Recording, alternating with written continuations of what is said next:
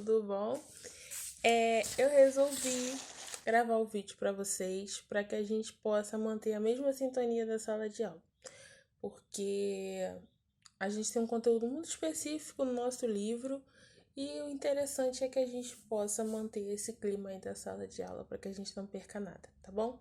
Então, a partir de hoje, até quando a gente ficar assim, eu vou gravar os vídeos e vou usar aqui o livro de vocês durante a gravação para que vocês possam acompanhar daí, tá bom? Então vamos lá, a gente vai dar início ao capítulo 3, Música, Dança, Teatro na Europa Medieval. O que acontece? A gente já estudou, antes disso, arte gótica, né? A arquitetura, a escultura, o jeito de se vestir, as pinturas, a gente já estudou para trás, certo?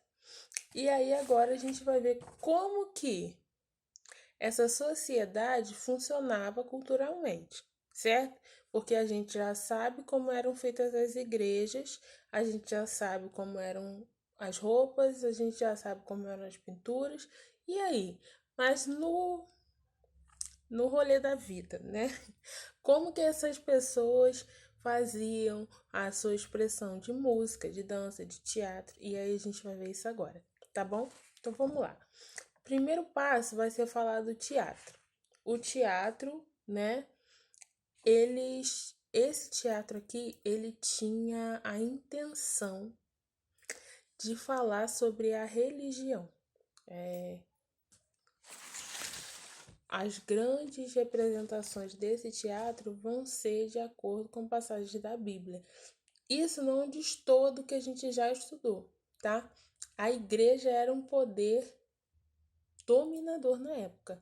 Então, o que se era pintado, o que se era escrito, o que se era encenado, dançado, cantado, tinha a ver com a igreja, passava pela igreja, a igreja precisava validar, vamos dizer assim. O que é validação?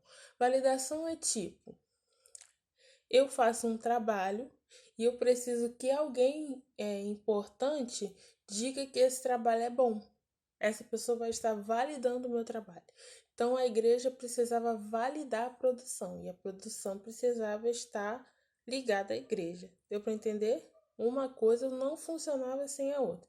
Produção não funcionava sem a igreja. A igreja até funcionava sem a produção, mas era interessante para ela que a produção falasse da mensagem dela. Então a relação estava ali equilibrada, vamos dizer assim, tá? E aí, depois disso, aqui tá, o texto de vocês diz que inicialmente o teatro foi colocado a serviço das festas religiosas mais importantes, a Páscoa e o Natal, que era encenado, tá? Aí depois começou a se desenvolver outros tipos de peça e por aí foi, até criar uma independência dessa questão dos temas religiosos, tá?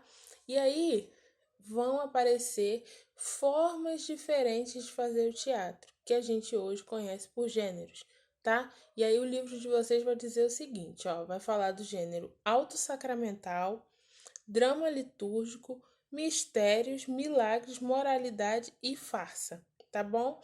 Hoje em dia, a gente ainda consegue encontrar os teatros que falam de farsa.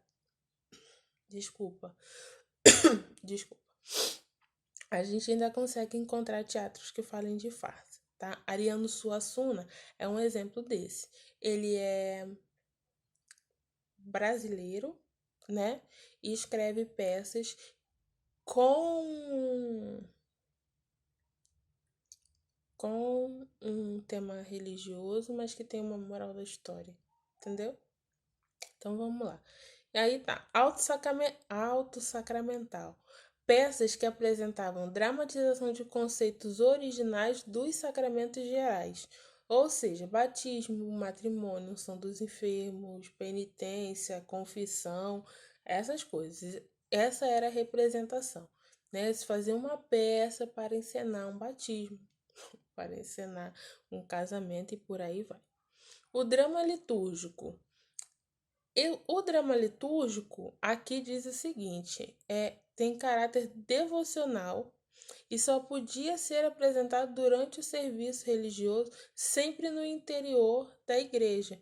Então, assim, eu não sei vocês, né? Mas pode ser que alguém já tenha tido a experiência, tanto no culto, na missa, né? Independente da religião de vocês, pode ser um momento em que o evangelho seja encenado, por exemplo, né? Que se faça uma peça para poder para contar um pouco dessa história da Bíblia e tal, né? E entra nesse nível aqui do drama litúrgico.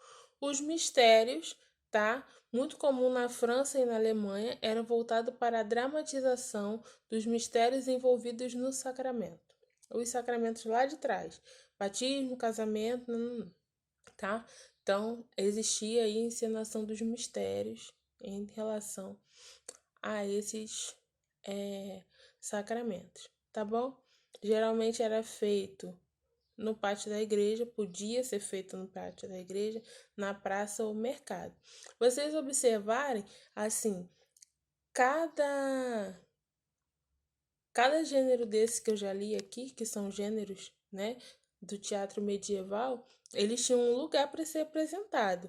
Uns poderiam ser apresentados só dentro da igreja durante o culto, durante a celebração que estava acontecendo. Outros já podiam ser tipo no pátio da igreja, na praça, como esse aqui, até no mercado. Outros poderiam ser dentro da igreja, mas não necessariamente no momento do culto, tá?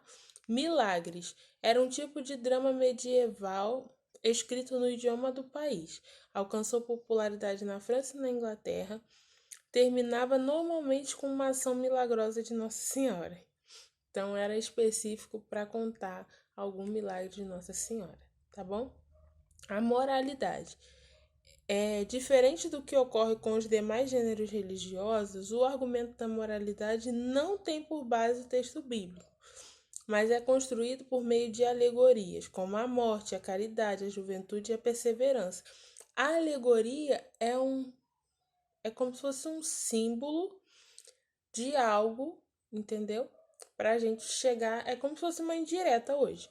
A alegoria é uma indireta, é você falar de alguma coisa, mas não falar diretamente o assunto. Você vai usar caminhos para falar daquilo, entendeu? Então, a alegoria hoje é a espécie da indireta, tá bom? Geralmente é um conflito envolvendo o herói, e aí tem o conflito, resolve-se o conflito e no final dá o quê? Dá a lição de moral, que tem a mensagem religiosa, entende? Então, assim, eu posso contar uma história, gente, é a indireta. Eu posso contar uma história e que não tenha nada a ver com a igreja, nada a ver com a palavra de Deus, com a Bíblia, nada a ver com isso. E aí eu conto toda uma história, no final dessa história eu venho e falo, olha, mas você precisa praticar o bem sem ver a quem.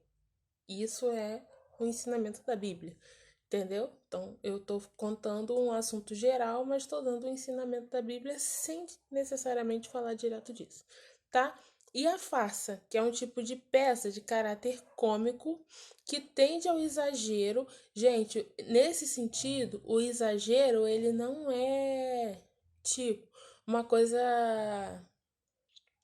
não é o sentido literal da palavra exagero, não, tá? O exagero nesse sentido é como se fosse assim, mais com mais carga, não tem? Tipo, eu posso fazer uma maquiagem simples, básica, ou eu posso fazer uma maquiagem com bastante sombra, tal, vai ficar uma maquiagem forte. É desse tipo de exagero que tá se falando. Carregar mais as emoções, ser uma coisa mais dramática, entendeu? Mas não é nada que seja insuportável, não, tá bom? E é normalmente curto, tá?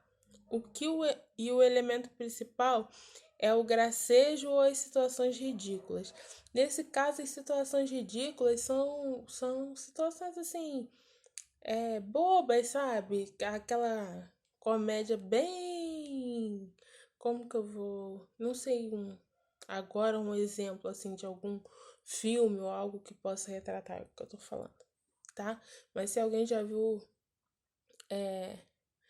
algum tipo daquelas comédias bem antigas, bem pastelão mesmo, sabe? Tipo puxa cueca, esse tipo de cena ridícula, tá? Então vamos lá. E aí, depois disso, você tem a popularização do teatro, e aí não necessariamente ele vai mais precisar passar por esse viés da igreja, tá bom?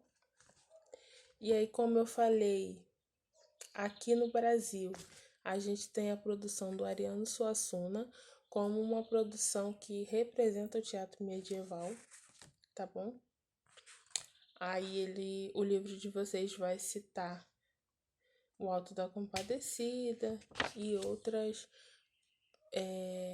composições, né, inscrições do Ariano Suassuna, tá bom? Eu vou encerrar por aqui esse vídeo, que já tem 10 minutos, quase 11. E vou deixar o texto para vocês lerem e o que vocês precisam de fazer de exercício, tá bom? Um beijo, boa semana, até a próxima.